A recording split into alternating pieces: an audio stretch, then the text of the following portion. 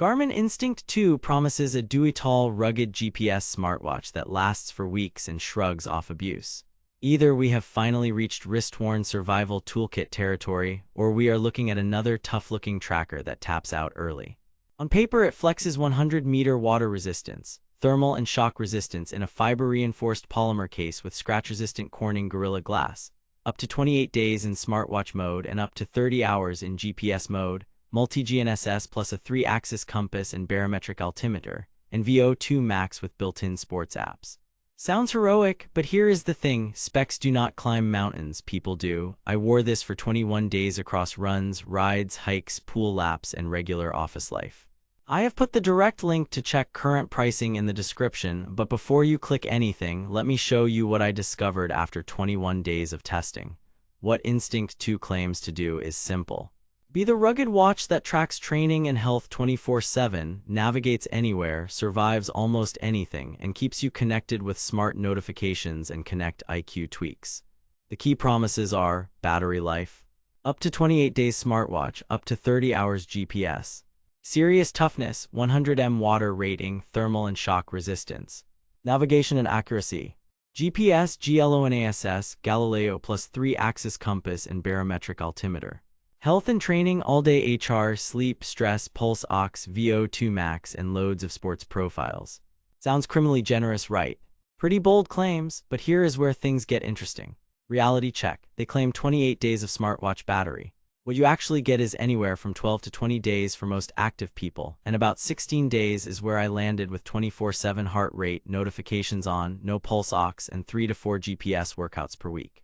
Here is where it gets mathematically impossible. Turn on 24/7 pulse ox and nightly sleep pulse ox checks plus frequent GPS and you will not see 28 days.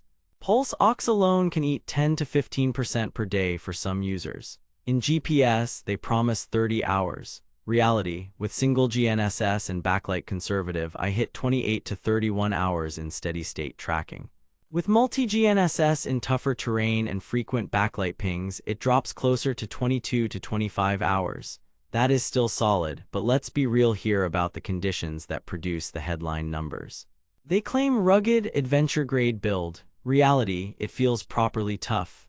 The fiber-reinforced case and Gorilla Glass shrugged off trail dust, gate scrapes, and a clumsy doorframe hit, but it is not sapphire. Rub it against granite and you can mark it. The 10 ATM rating held up fine in the pool. No touchscreen, just 5 buttons that still work great with sweat and gloves. It is chunky on a dress shirt cuff but less brick-like than it looks. The plot twist: the display is monochrome transflective. It is fantastically readable in sun, but if you are coming from an AMOLED wearable, this will feel utilitarian, not flashy. They claim multi-GNSS accuracy and real navigation.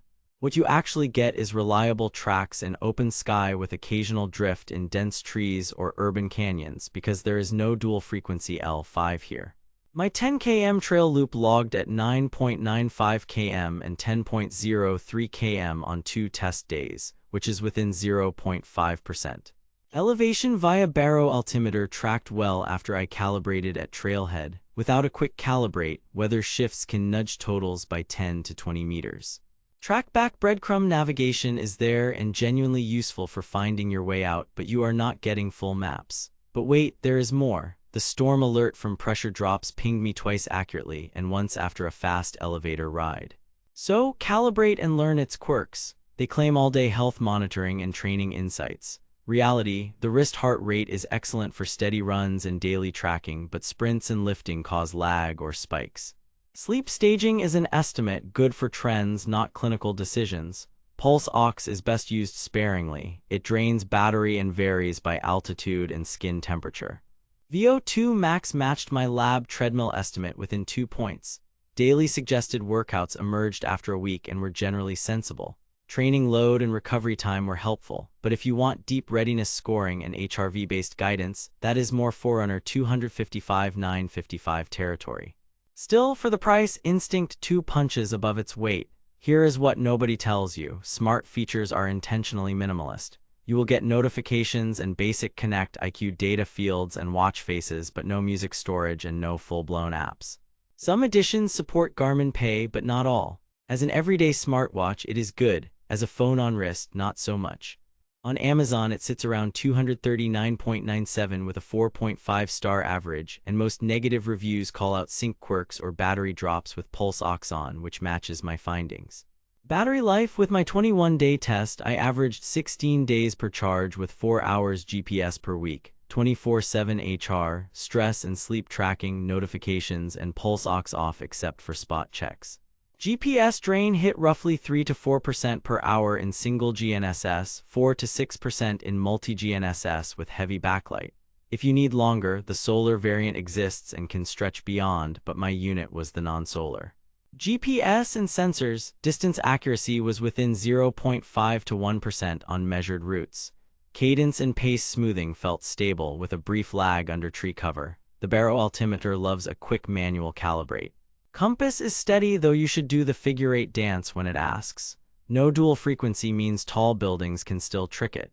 Build quality: 45 mm case, about 14.5 mm thick, roughly 52 G on my scale.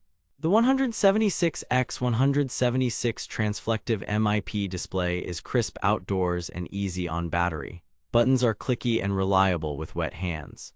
The 22 mm strap is comfortable and easily replaced. After 3 weeks, 0 case chips, a tiny hairline on the bezel that wiped off, and the lens is still clean. Smart and training features: you get body battery, stress, hydration logging, VO2 max, MTB grit flow, hit timers, strength tracking with muscle maps, and daily suggested workouts. Notifications are reliable. Connect IQ supports custom data fields and faces. No maps, no music, and app support is light. User testimonials echo the same. 15 to 20 days battery is common, GPS is trustworthy, and the rugged feel is real.